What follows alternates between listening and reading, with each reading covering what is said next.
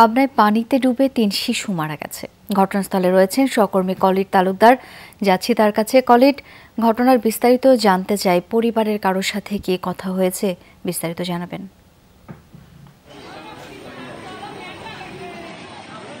শাওন, আসলে আমি সেই বাড়ির পাশেই দাঁড়িয়ে রয়েছি।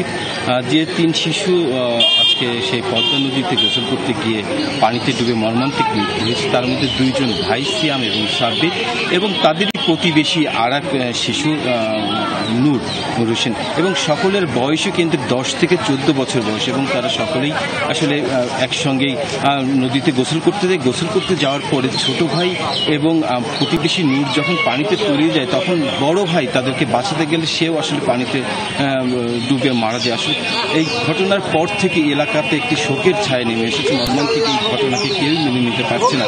একই পরিবার থেকে ২ জন এবং পাশের বাড়ি থেকে আরেকজন। আমার সঙ্গে কথা হয়েছে এই স্থানীয় কারাবাড়ি ইউনিয়ন পরিষদের চেয়ারম্যান সিদ্দিকুর রহমানের সঙ্গে। তিনি যেমনটি জানিয়েছেন, সেই নিহত পরিবারদেরকে আর্থিকভাবে পরিবারকে ২০,০০০ টাকা করে এবং ২০,০০০ টাকা করে নগদ অনুদান সহ বিভিন্নভাবে সহযোগিতা করা হবে। এবং আসলে এই পদ্মা নদীতে কিন্তু প্রায়ই এই নৌকা ডুবি বা পানিতে ডুবে মৃত্যুর ঘটনা ঘটছে।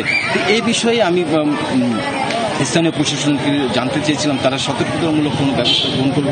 তারা যেটি বলছে যে সেখানে একটি সতর্কতামূলক সাইনবোর্ড টানিয়ে যেন বিশেষ করে শিশুরা সেই পদ্মা নদীতে গোসল করতে না নামে, এই জন্য তারা সেই ব্যবস্থা গ্রহণ করবে। এবং তারা যখন গোসল করতে যায়, আসলে তারা কেউই সাঁতার জানতো না, যে কারণে পরিবারের লোকও কিন্তু জানতো না যে তারা পদ্মা নদীতে গোসল করতে গিয়েছে। এবং গোসল করতে যাওয়ার পরে পানিতে তলিয়ে যায়। তারা ৫ জন ছিল, ৪ জন তলিয়ে যায়। ৪ জনকে উদ্ধার করে পাবনা জেনারেল হাসপাতালে নিয়ে গেলে ২ ভাই সহ ৩ জনকে ডাক্তার মৃত ঘোষণা করে।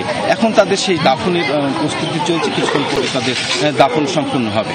শাও, কলিড, ধন্যবাদ আপনাকে।